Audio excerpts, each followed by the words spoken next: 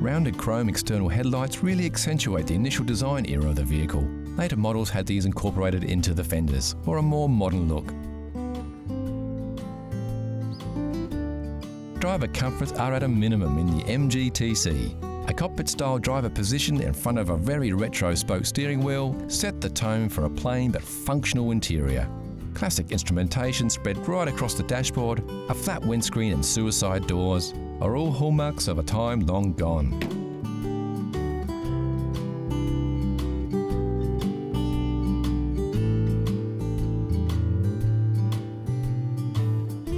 Under the hood, the MGTC was no muscle car, using the same power plant as the Morris 10. This was the X-Pac engine first released in the late 1930s. Featuring 4 cylinders at 1250 cc's. With overhead valves, it produced a modest 54.5 horsepower at 5,200 RPMs.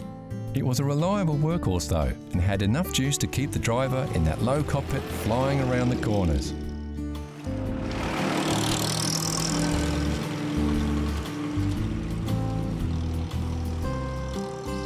For a classic roadster like this, the hood or ragtop is really just for rainy days, and rumour has it, if you are caught out for a drive in the sun with the roof up, you will get a ribbing from any fellow MGT drivers, and so you should.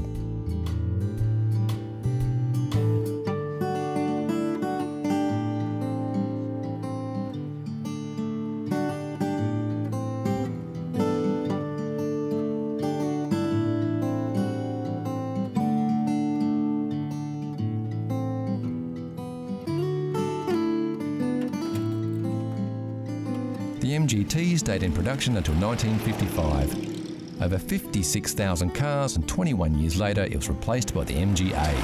Not bad for a midget.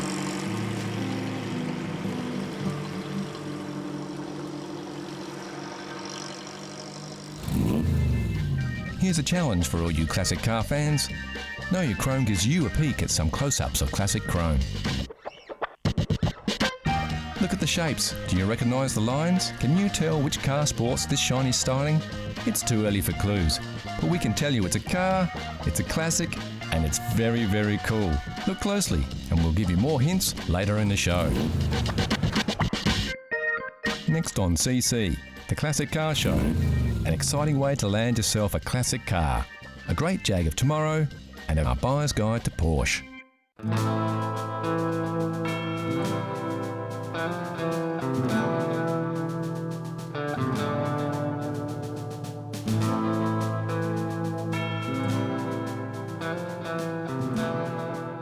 When you're hunting for a classic car, there are a few ways to go.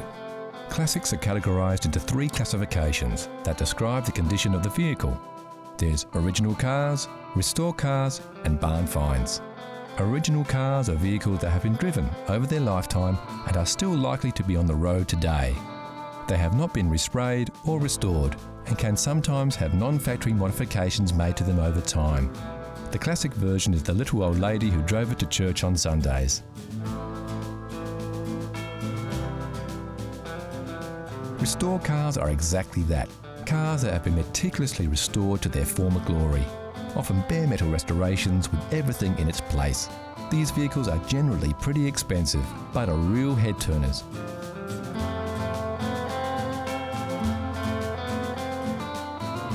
There is, however, a much more exciting way to land yourself a classic car. Much like hunting for treasure, you can keep an eye out when travelling in the country for the elusive barn find. But what is a barn find?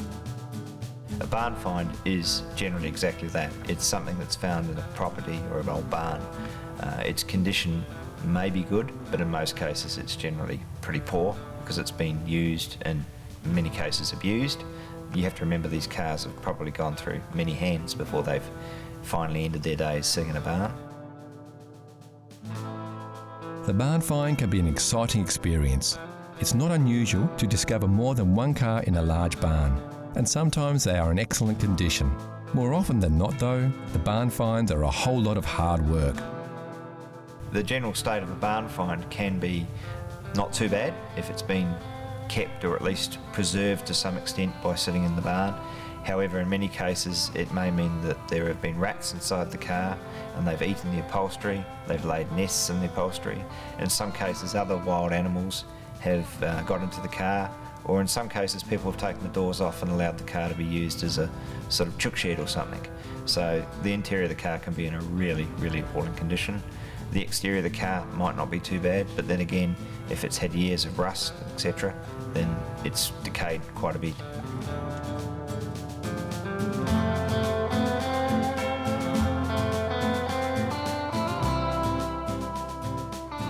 So it all sounds like a lot of hard work.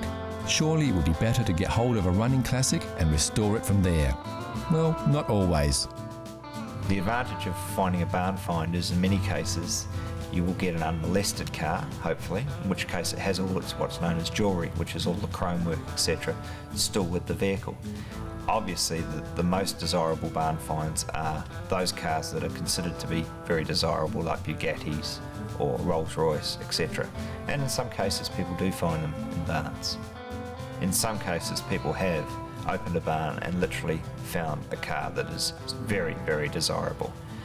In America particularly, they have found what were known as concept cars, cars that were produced by car companies as a one-off, shown at a motor show, and then in theory they were scrapped, but in reality they weren't. And some people have had the luck of opening a barn and finding a concept car, which is unique. It's a one-off. We don't condone snooping around other people's property though. If you do spot a car that you would like a closer look at, you need to contact the property owner to organise a closer inspection, like we did with these beauties.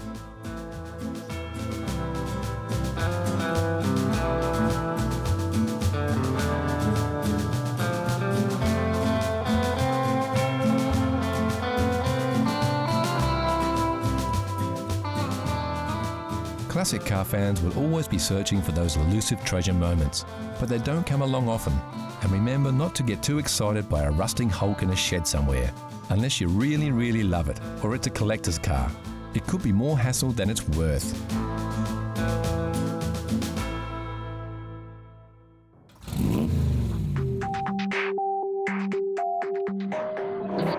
Today's Classic of Tomorrow is from a British car maker with an enviable list of true classic cars under its belt. Only a handful of cars are recognisable in an instant, like classic Jaguars, with their sleek lines and bold, distinct styling. As we move through the evolution of any manufacturer, we see a convergence of design ideas. The selection of sports cars on offer was once an eclectic mix of unique cars. Now sometimes it can be hard to tell them apart. This is the Jaguar XKR. In the grand tradition of high-powered performance Jaguars, it's a supercharged 5-litre V8 that packs quite a punch. Designed by Ian Callum, the man behind the styling of the Aston Martin Vantage.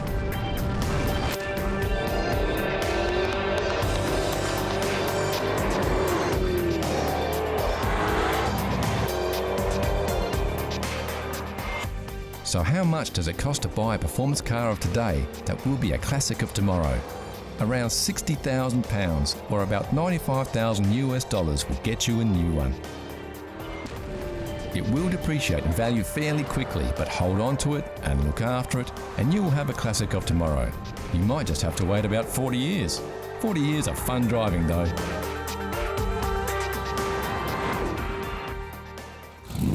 So you've always dreamed of owning a Formula One race car, tearing around the track at 200 miles an hour. But maybe you just don't have the millions to spare. So it's time to look for something a little more practical that will still fuel your high-octane dream, like a Porsche 911. Yeah. We took a look around to see just how deep your pockets need to be to get behind the wheel of one of the most successful competition cars of all time. Since its introduction in 1963, the Porsche 911 has undergone continuous development, but the basic concept has remained the same, with its rear-engine design and independent rear suspension. The most notable change was the introduction in 1998 of a water-cooled engine, replacing the previously air-cooled power plant. Although there are always many risks that require thorough research when buying second-hand cars, many Porsche 911 owners are generally enthusiasts who have taken good care of their vehicles. Woo!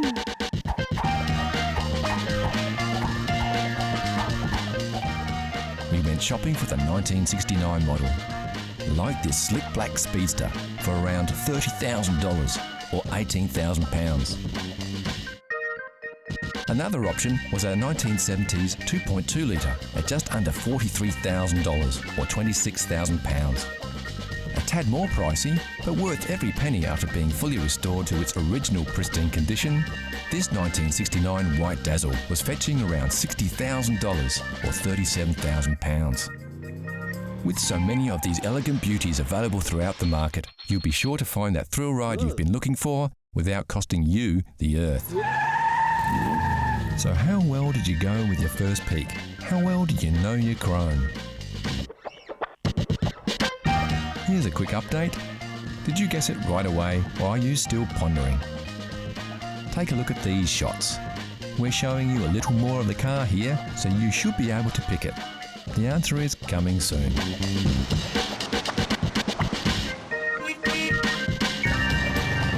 Next on CC, Classic Cars, we reveal the Know Your Chrome mystery car and then go for a cruise in some classic American monsters. So how well did you know your chrome? If you said it was a Maserati Merak, you would be right. Introduced in 1972, the V6 Maserati Merak was a cheaper, lighter and less powerful version of the Maserati Bora.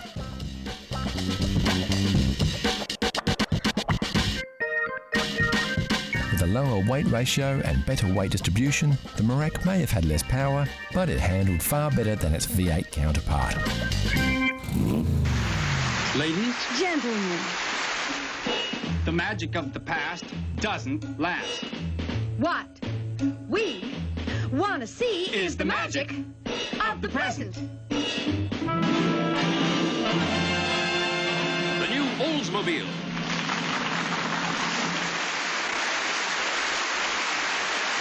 You will be enchanted by its comfort and power.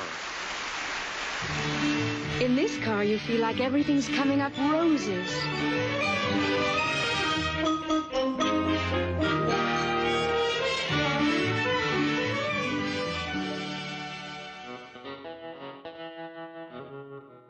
Some may say that they just don't make them like they used to, and in the case of this pair of 1960 Yank tanks, they definitely don't. Oldsmobiles were produced from 1949 until 1999 as a division of General Motors, and from 1950 to 1974, the 88 was the division's top-selling line.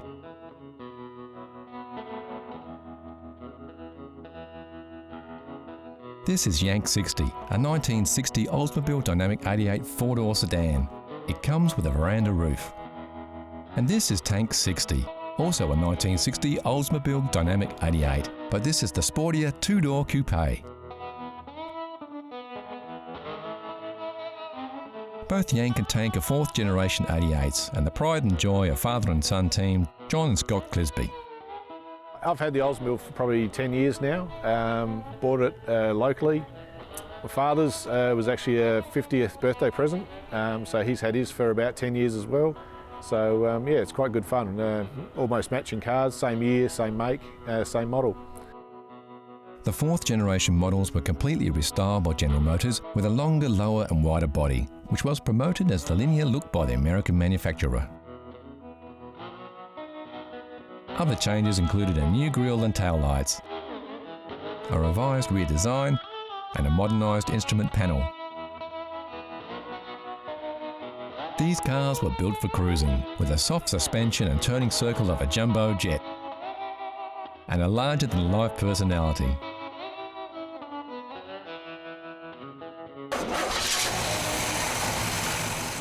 Under the hood, both these beauties are powered by the same 371 cubic inch rocket V8 that was carried over from the 57-58 models and came as standard on all Dynamic 88s of the year. While many cars of the time feature bigger and sharper fins and tons of chrome, the fourth generation 88s featured a more subdued look with subtle oval fins and much less chrome.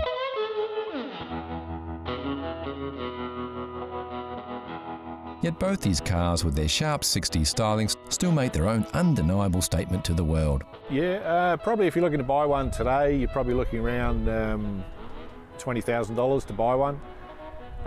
As far as worldwide production figures, I think they only made around the 50,000-60,000 for the year. So again, it's not a huge volume, but yeah, a few of them have still survived and a few are still going.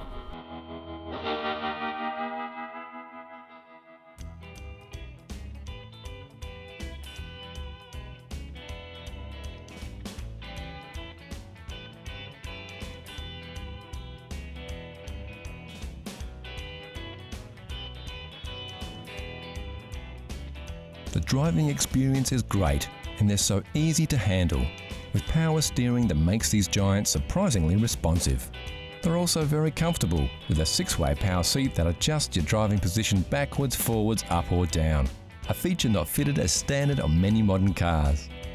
For a 1960 car, it's got power seats. It's a pillarless car, which means you can wind down the windows and have no door pillars. They come with an electronic eye, which is a headlight sensor gadget, gizmo from the 60s. And yeah, it's a large V8, automatic, very comfy to ride around in, very drivable car.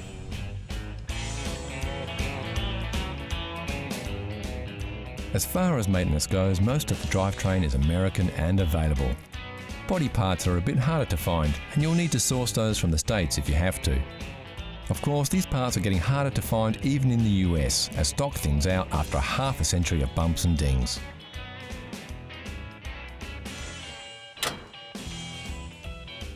General tuning and maintenance is pretty straightforward though, and you should be able to get most components over the internet or even locally.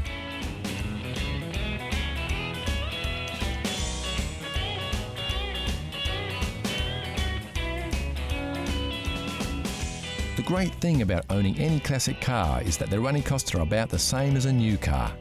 Yep, they sure don't make them like they used to, but at least, with a few classics still doing the rounds, the good news is that they don't have to.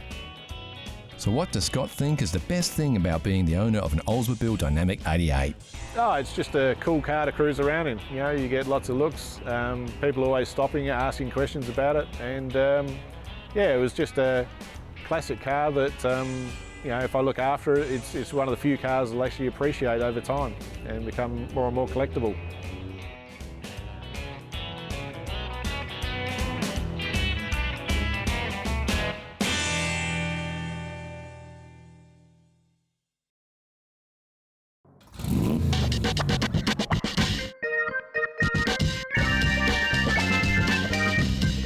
Classic cars are everywhere, from the much-loved runabout to the rare and valuable collector's items.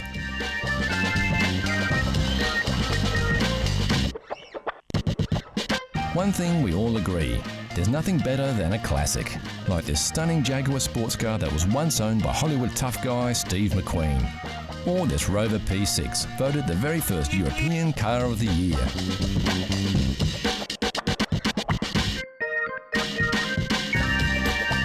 Of course, you don't have to be rich to drive a classic. You just have to love classic cars.